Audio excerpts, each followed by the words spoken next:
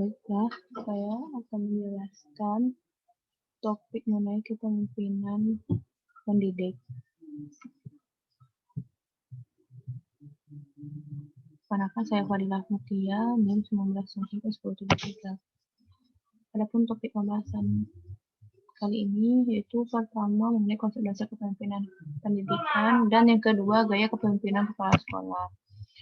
Pertama, mari kita tinjau terlebih dahulu dari pengertian kepemimpinan pendidikan, di mana kepemimpinan pendidikan adalah sebagai suatu kemampuan dan proses mempengaruhi, mengkoordinir, dan menggerakkan orang-orang lain yang ada hubungannya dengan pengembangan ilmu pendidikan dan pelaksanaan pendidikan dan pengajaran agar tercapai tujuan secara efektif dan efisien.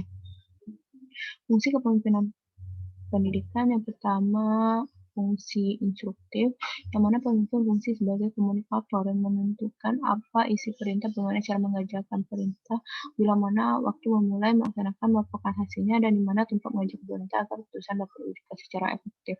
Yang kedua, fungsi konsultatif, di mana pemimpin dapat menggunakan fungsi konsultatif sebagai komunikasi dua arah antara pemimpin dalam hal ini kepala sekolah dengan bawahannya, dalam hal ini tenaga pendidik dan kependidikan. Yang ketiga, fungsi partisipasi. Dalam menjalankan fungsi partisipasi, pemimpin berusaha mengaktifkan orang-orang yang dipimpinnya, baik dalam pengambilan keputusan maupun dalam melaksanakannya. Yang keempat, ada fungsi delegasi, di mana dalam menjalankan fungsi delegasi, pemimpin memberikan pelimpahan wewenang membuat atau menetapkan keputusan. Yang kelima, fungsi pengendalian. Fungsi pengendalian berasumsi bahwa kepemimpinan yang efektif harus mampu mengatur aktivitas anggotanya secara terarah dan melakukan koordinasi yang efektif sehingga mencegah tercapainya tujuan bersama secara maksimal. Yang ketiga, prinsip kepemimpinan pendidikan. Yang pertama, konstruktif. Dalam pengertian bahwa kepala sekolah harus mempunyai jiwa dan keinginan untuk mendorong setiap warga untuk berkembang secara optimal. Yang kedua, kreatif. Artinya kepala sekolah harus selalu mencari gagasan dan cara baru dalam melaksanakan tugasnya. Yang ketiga, partisipatif.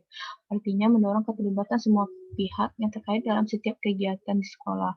Yang keempat, kooperatif. Artinya mementingkan kerjasama dengan staf dan pihak lain yang terkait dalam melaksanakan setiap kegiatan. Yang kelima, delegatif. Artinya berupaya mendelegasikan tugas kepada staf atau guru sesuai dengan deskripsi serta kemampuan mereka. Yang artinya selalu mengintegrasikan semua kegiatan sehingga dihasilkan sinergi untuk mencapai tujuan sekolah.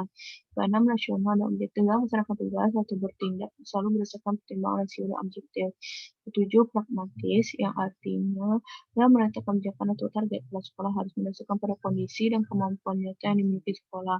Kedelapan, keteladanan, yaitu dalam memimpin sekolah, kepala sekolah dapat menjadi contoh yang nyata yang lagi baik. Dan yang ke-9 yaitu adaptable dan fleksibel, artinya kepala sekolah harus dapat beradaptasi dan lentur dalam menghadapi situasi baru dan juga menciptakan situasi kerja yang memudahkan staf untuk beradaptasi. Selanjutnya kita akan membahas gaya kepemimpinan. Sebelumnya saya ingin menekankan terlebih dahulu bahwa pemimpin adalah orang yang dapat menggerakkan atau mempengaruhi seseorang untuk melakukan perubahan tentunya, di mana gaya kepemimpinan setiap pemimpin itu berbeda. Adapun gaya kepemimpinan merupakan cara yang digunakan oleh pemimpin dalam mempengaruhi para pengikutnya ataupun menggerakkan. Jadi kata kunci sini itu dapat menggerakkan. Selanjutnya dalam pemerintahan menurut Mulyasa, gaya kepemimpinan adalah suatu nama pelaku yang digunakan seseorang pada saat orang tersebut mencoba mempengaruhi pelaku orang lain seperti yang ia lihat.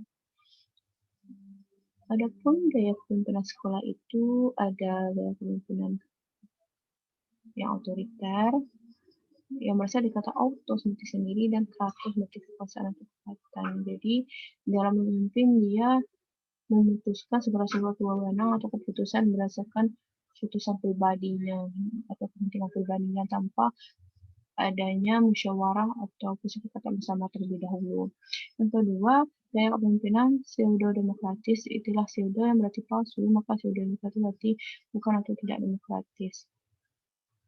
Mirip dengan otoriter namun agak sedikit berbeda dengan otoriter. Ketiga itu gaya kepemimpinan bebas. Dimana kepemimpinan bebas atau dari sesuai ini diartikan membiarkan orang-orang berbuat sesukanya.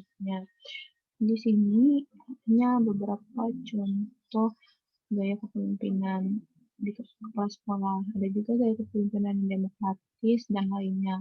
Nah, setiap gaya kepemimpinan itu mempunyai plus minusnya sendiri, jadi tidak ada yang lebih unggul atau yang dilemahkan. Gaya kepemimpinan ini oleh kepala sekolah bisa digunakan kapanpun dan dalam situasi apapun, tergantung bagaimana kondisi real yang sedang dihadapi. Ada kalanya kepala sekolah harus menggunakan gaya kepemimpinan otoriter di saat bawahannya, dalam hal ini pendidik dan tenaga kependidikan itu cenderung tidak melakukan hal-hal yang sudah menjadi tanggung jawabnya. Nah, ketika menjadi gaya kepemimpinan demokratis, maka dia harus mendengarkan suara aspirasi banyak orang tentunya. Nah, mungkin itu saja pembahasan kita kali ini. Saya akhiri. Terima kasih atas perhatiannya. Wassalamualaikum warahmatullahi wabarakatuh.